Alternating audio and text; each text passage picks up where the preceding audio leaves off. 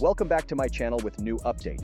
Joe Rogan recently shared his thoughts on the current state of the UFC welterweight division, and his reaction highlights just how competitive and unpredictable the landscape has become. According to Rogan, the next title opportunity appears to be narrowing down to former champion Kamaru Usman or rising contender Michael Morales, which says a lot about the depth of talent at 170 pounds. Despite the division being stacked with elite fighters, Usman's recent performance reminded many fans why he dominated the weight class for so long. Rogan emphasized that watching Usman impose his will was a clear reminder of championship-level ability. He noted that many people had started to count Usman out, largely due to the ongoing narrative surrounding his knee issues. Usman himself has spoken openly about the pain, even admitting that simple movements can be difficult at times. However, Rogan pointed out that Usman has undergone extensive treatment to address those issues, including advanced recovery procedures. While there is still some uncertainty about how durable his knees truly are, Rogan believes age alone does not disqualify someone from competing at the highest level. In his view, Usman's recent showing looked like the version of him that once ruled the division, suggesting he still belongs among the elite.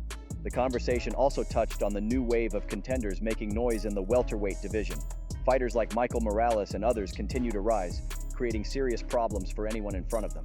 Rogan specifically mentioned Joaquin Buckley, describing him as explosive, fast, and dangerous. Buckley's recent run has forced fans and analysts alike to reassess just how deep the division truly is. Looking ahead, Rogan believes welterweight is loaded with viable contenders heading into the next year. Between proven champions, hungry prospects, and the possibility of major crossover or super fights, the division feels wide open. Whether it's Usman reclaiming his place at the top or a new contender breaking through, the road to the title is anything but predictable. Overall, Rogan's reaction reflects a growing excitement around the welterweight division, where experience, power, and athleticism are colliding at the highest level, setting the stage for some massive fights in the near future. Michael Bisping recently shared his perspective on the Bantamweight title picture, making it clear that he believes Merab Dvalishvili has fully earned another shot at UFC gold. Speaking candidly, Bisping dismissed the idea that Dvalishvili should be overlooked, pointing instead to his body of work and consistency at the top of one of the most competitive divisions in the sport. According to Bisping, there is no denying that Dvalishvili deserves a rematch with Petr Yan when considering his performances over time. He acknowledged that several fighters have beaten Merab in the past, but emphasized that merit should be judged by sustained success, not isolated results. From that standpoint, Bisping believes Dvalishvili's resume speaks for itself. However, Bisping also suggested that timing matters. He explained that while Merab deserves a title opportunity, the UFC could benefit from allowing the division to breathe for a moment. In his view, Petr Yan should be given the chance to face Umar Nurmagomedov, provided Umar can first get past Davison Figueiredo. If that scenario plays out, Yan versus Nurmagomedov would become a massive matchup with global appeal. Bisping highlighted that both Yan and Umar are huge names in the Russian region, each with a strong fan base and compelling momentum. He also noted that both fighters have history connected to Dvalishvili, which only adds layers to the narrative. Stylistically, Bisping described the potential matchup as a dream fight for hardcore fans and a promotional goldmine for the UFC. From a business standpoint, Bisping believes this approach aligns perfectly with how the UFC typically operates. Allowing Yan and Umar to clash could create one of the biggest bantamweight fights ever, generate international hype, and ultimately make the championship even more valuable by the time Dvalishvili steps back into contention. Bisping also offered advice directly aimed at Merab. He suggested that Dvalishvili take some time off, rest his body and mind, and enjoy the rewards of his hard work. After years of intense competition, Bisping feels Merab has earned the right to recharge before making another push for the throne. In Bisping's view, patience could pay off. By letting the division unfold naturally, Merab Dvalishvili may find himself returning at the perfect moment to reclaim his position and make a definitive statement at the top of the bantamweight division. A major revelation has surfaced from one of the most respected voices in Russian mixed martial arts, sending shockwaves through the MMA community. The report comes from Kamil Gadzhiev, a longtime matchmaker for Khabib Nurmagomedov's Eagle FC promotion and a trusted insider closely connected to Team Khabib. Gadzhiev recently shared a story that immediately caught the attention of fans worldwide. In a recent interview with a Russian media outlet, Gadzhiev revealed that he personally witnessed a grappling sparring session between Khabib Nurmagomedov and Khamzat Chimaev while both were training in Dubai. Dubai has become a frequent training hub for Chimaev, while Khabib often spends time overseas working with fighters connected to American Kickboxing Academy and Dagestani affiliates. On this particular day, both men happened to be training in the same gym alongside several elite Dagestani athletes. According to Gadzhiev, the interaction began respectfully, with the two fighters exchanging greetings before agreeing to a short grappling session. What followed surprised many, given the size and strength advantage held by Chimaev. Gadzhiev explained that Chimaev was able to use his physicality to establish top control early in the exchange, appearing dominant in the position. However, the momentum shifted in a dramatic fashion. Despite being on the bottom, Khabib calmly worked his way into position and ultimately secured a triangle choke, forcing Chimaev to submit.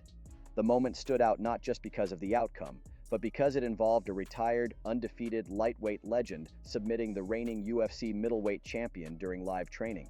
Gadzhiev went on to say that this experience further strengthened his belief regarding a potential future matchup between Islam Makhachev and Khamzat Chimaev. In his view, Islam's submission game closely resembles Khabib's approach.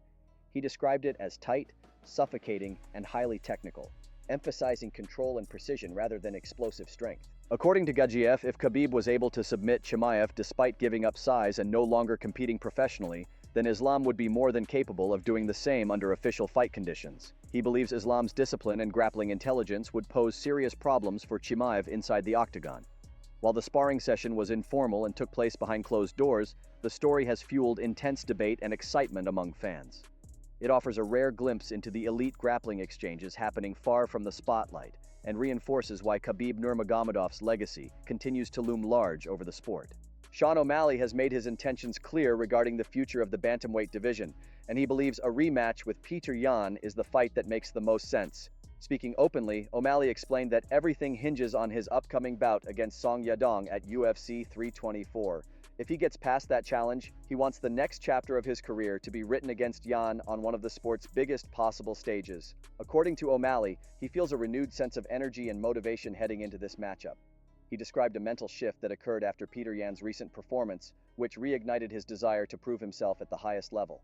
In O'Malley's view, a second fight with Yan feels inevitable, and he believes the timing could not be better. He envisions the rematch taking place at a high-profile event at the White House, framing it as a moment that would capture massive attention from both hardcore fans and casual viewers. O'Malley acknowledged the criticism surrounding his position in the title picture. Many fans have pointed out that he is coming off 2 losses and argue that he does not deserve such a high-stakes matchup. O'Malley responded by saying he understands the skepticism, but insists that perceptions can change quickly with the right performance. He believes that on fight night he needs to deliver something undeniable, whether that means a dominant technical showcase over 15 minutes or a decisive knockout. He emphasized that once he handles business against Song Yadong, the demand for a Yan rematch will be impossible to ignore. O'Malley is confident that fans who currently claim they do not want to see the fight will change their minds once the momentum shifts. In his eyes, no other bantamweight matchup carries the same level of intrigue, history, and competitive tension. O'Malley also questioned what other major names could realistically headline such a landmark card. He pointed out that several star fighters may not be available, leaving a clear opening for a bout that delivers both star power and elite-level competition. To him, a rematch with Petr Yan stands out as the most compelling option. Ultimately, O'Malley made it clear that he is willing to let his performance do the talking. He believes that by proving himself in the cage, he can silence doubters and force the UFC to give fans the fight he feels they will inevitably want to see. A new development has emerged in the ongoing divorce proceedings involving UFC featherweight champion Ilia Topuria and his wife Georgina. The situation, which has already attracted significant public attention, continues to evolve as new information comes to light. According to recent reports, Georgina has filed a police report with national authorities, citing threats and harassment she claims to have received on social media. These alleged incidents are reportedly connected to the public fallout surrounding her separation from Topuria. The filing comes after a wave of online backlash that intensified following earlier media coverage of the divorce. Last week, reports surfaced stating that Georgina had accused Topuria of domestic abuse and had requested a substantial financial settlement as part of the divorce process. It is important to note that these claims have been reported by media outlets, but have not been legally proven or adjudicated in court. Since those allegations became public, Georgina has reportedly been the target of aggressive messages and online intimidation, prompting her to seek protection through official legal channels. In her police report, Georgina allegedly stated that the volume and severity of the messages crossed the line from criticism into harassment and threats. While details of the report have not been fully disclosed, the move suggests a growing concern for her safety and well-being amid the heightened public scrutiny. Authorities are expected to review the complaint and determine whether further action is necessary. At this time, Ilia Topuria has not issued a detailed public response regarding the police report or the online harassment claims. His legal team has also remained largely silent as the divorce proceedings continue behind the scenes. As with many high-profile cases involving public figures, both parties appear to be navigating a complex legal and personal situation under intense media attention.